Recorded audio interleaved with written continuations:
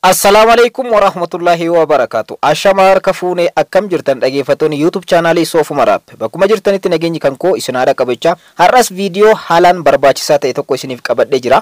Namni tokko paatarnii bilbila keessanii yoo kan beeku ta'e gara imo keessanitti seenuudhaan iccitii isin namoota wajjin waliif barreessitan beekuu ni danda'a.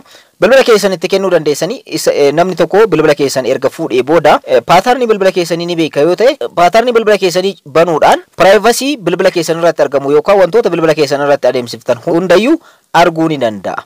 Fakkeenyaaf erga paatarnii bilbila keessanii banee booda imo keessanii seena.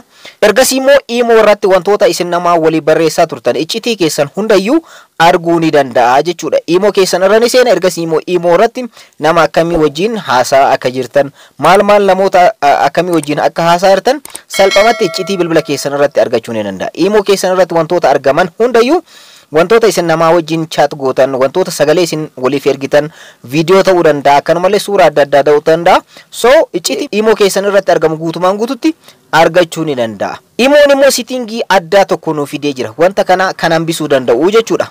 Sitingiin kun maalidha? Sitingii kana immoo akkamitti itti fayyadamuu dandeenya? Sitingii kana yoo fayyadamtan immoo tasumayyuu namni kamiyyuu imo keessan keessa seenuudhaan iccitii isin hiriyoota keessaniin, jaalallee keessaniin, fira keessaniin wajjin barreessitan meseejiin ta'uu danda'a, sagaleedhaan ta'uu danda'a, viidiyoon ta'uu danda'a, suuraa adda addaa walii erguudhaan ta'uu danda'a. Iccitii keessan namni kamiyyuu beekuu hin danda'u. Keessattuu namoota walitti dhiyeenya qabdan, jaalallee keessan ta'uu danda'a, fira keessan, namoota itti dhiyeenya qabdan, iccitii walii qabdan imo keessan irratti waliif barreessitan. Imo keessa illee osoo kan seenuyyuu ta'e namni kamiyyuu settingii kanatti yoo fayyadamtan tasumayyuu iccitii keessan beekuu hin danda'u. Settingiin kun maalidha? Akkamitti itti fayyadamtan kan jedhu asinitti agarsiisa. Ani moodha channel kan koo Soofuma Rap irra. Warroonni yeroo jalqabaatiif gara YouTube channel kanaatti dhuftan subscribe gochuudhaan gara maatiiwwan keenyaatti dabalamaadha. Akkanumallee bal'atoo bilbilaa tuquudhaan ol irra godhaadha. Yeroo hunda viidiyoo haarawaa yeroo galakkisu nama hunda dura akka isin dhaqqabuuf viidiyoon kun namoota baay'ee bira akka dhaqqabuuf like gochuun hin irraanfatinaadha. Hiriyoota keessaniif immoo share gochuudhaan waliin dhaqqabaa. Amma gara barnootichaatti. Egaa dhaggeeffattoota kan kun viidiyoo kana keessatti iccitii imo settingii haarawaa tokko baasee jira. Settingiin kun yeroo dheeraadhaaf. Settingiin kun wantoota baay'eedhaaf isin qarqara. Keessattuu namoota wajjin haasoftan chatii irratti imo irratti jechuudha. Namoota wajjin waliif barreessitan, ergaa adda addaa waliif ergitan. Namni kamiyyuu gara imo keessaniitti yeroo seenu directly fuula dura kanarratti nama kamiin akka walii barreessitan arguu ni danda'a. Har'a immoo settingiin kun wanta kana hambisuu ni danda'a. Imo keessan irrayyuu namni kamiyyuu yoo seenellee wanta nama isinitti agarsiisu kana yoo sirreeffatan settingii kanatti yoo fayyadamtan iccitii keessan nama wajjin haasoftan tokkoyyuu beekuu hin danda'u. Amma settingii kana akkamitti itti fayyadamuu akka dandeessan isinitti agarsiisa. Imo keessan keessa erga seentanii booda dhaggeeffattoota kan koo al tokko akkana gad harkiftan. Imo keessan akkana gad harkiftan. Yeroo gad harkiftanitti akkuma masarratti argattan hidden chat kan jedhu jira. Hidden chat kan jedhu kana fayyadamuudhaan iccitii namoota wajjin haasoftan, keessattuu namoota walitti dhiyeenya qabdas namni kamiyyuu iccitii mataa isaa qaba. Jaalallee isaa wajjin haasa'uu danda'a, wantoota adda addaatu jira. So iccitii nama wajjin haasoftan kana namni kamiyyuu imo keessan keessa yeroo seene akka hin arganne chatii yookaan meseejii walii barreessitan dhoksuu ni dandeessan. So bilbila keessan akkuma duraan dursee isiniin jedhe akkana qabdanii yeroo gad harkiftanitti settingiin tokko isinii dhufti. Hidden chat. Chatii keessan yookaan meseejii keessan dhokfadha kan jedhu. So hidden chat kan jettu kanarratti kilik gootan. Ergasii akkuma masarratti argattan akkaataa ittiin fayyadama settingii kanaa isinitti agarsiisa. Hide from chat list isiniin jedha. Egaa chatii namoota wajjin walii barreessitan dhoksuu ni dandeessanii. Settingii kanatti fayyadamuudhaaf duraan dursitanii wanti isin gootan asirra dhuftanii tuqaa sadiitu argama. Tuqaa sadii kanarratti kilik gootan. Ergasii immoo akkuma masarratti argattan passcode protection. Egaa chatii walii barreessitan kana kan iccitiidhaaf kaayattan kana kan dhoksuu barbaadan kana kan jaalallee keessanii ta'uu danda'a. Passcode uumtaniif kanas uumuudhaaf passcode yookaan paatarnii uumtaniifi so paatarnii kana malee namni kamiyyuu seenee banuu hin danda'u. Wanta isin hiriyoota keessanii waliif barreessitan, jaalallee keessanii waliif barreessitan jechuudha. So passcode protection kan jettu kana on godhattan as dhuftanii jechuudha. Ishee kana on godhattan. Yeroo on godhattanitti haala kanaan isin dhufa asirra dhuftanii set now kan jettu kana kilik gochuudhaan ergasii immoo akkuma masarratti argattan paatarnii akkaataa ittiin uumachuu dandeessan yookaan passcode lock ittiin gootan kan ittiin cuftan bakka itti uumachuu dandeessantu isinii dhufa. So enable kan jettu kana kilik gootan. Ergasii immoo akkuma masarratti argattan paatarnii dijitii 4 ta'e ni uumtan jechuudha. Dijitii 4 fakkeenyaaf akkaan koo isinitti agarsiisu. Fakkeenyaaf ani 1140 yoo kan jedhu ta'e haala kanaan ammas re-enter your passcode isiniin jedha. Ammas 1140 jettan.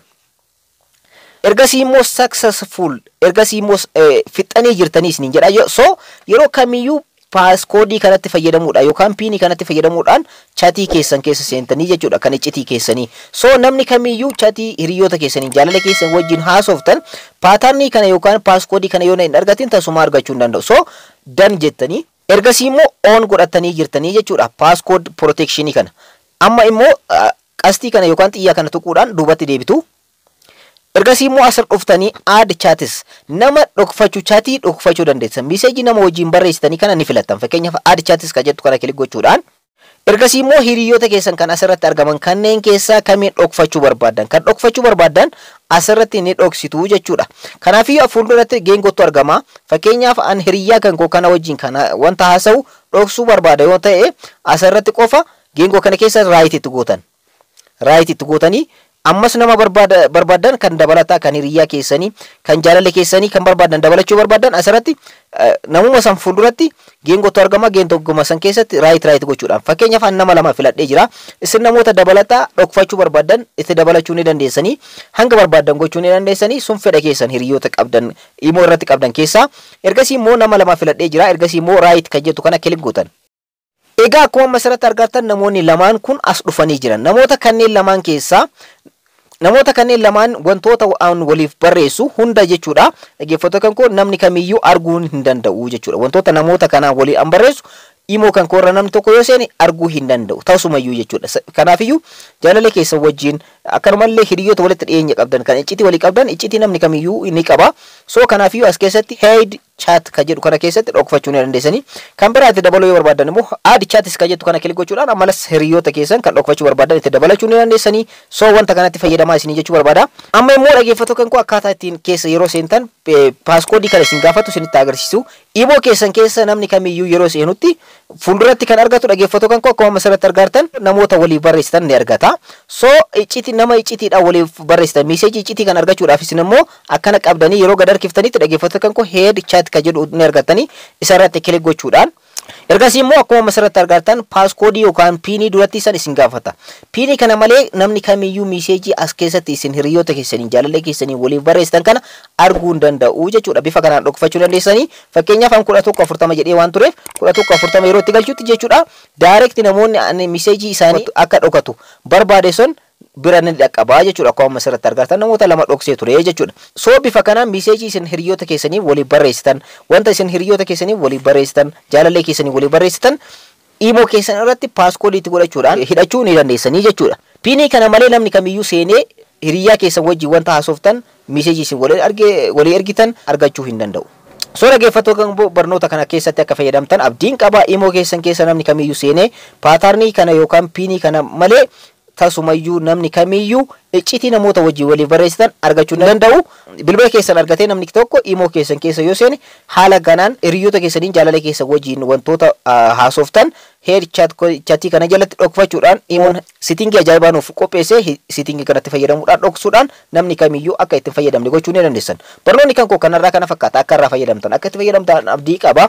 Warroonni YouTube chaanaalii kanaaf haarawaa taatan hanga subscribe godhin subscribe gochuudhaan gara maatiiwwan keenyatti dabalamaadha. Akkanumallee mallattoo bilbilaa tokkodhaan qolirra godhaadha yeroo hunda viidiyoo haarawaa yeroo galakkisu nama hunda dura akka isin dhaqqabuuf maatiiwwan chaanalichaa viidiyoo kana like share gochuu hin irraanfatinaa. Yeroo biraa barnoota biraatti walitti deebina. Horaa bulaa.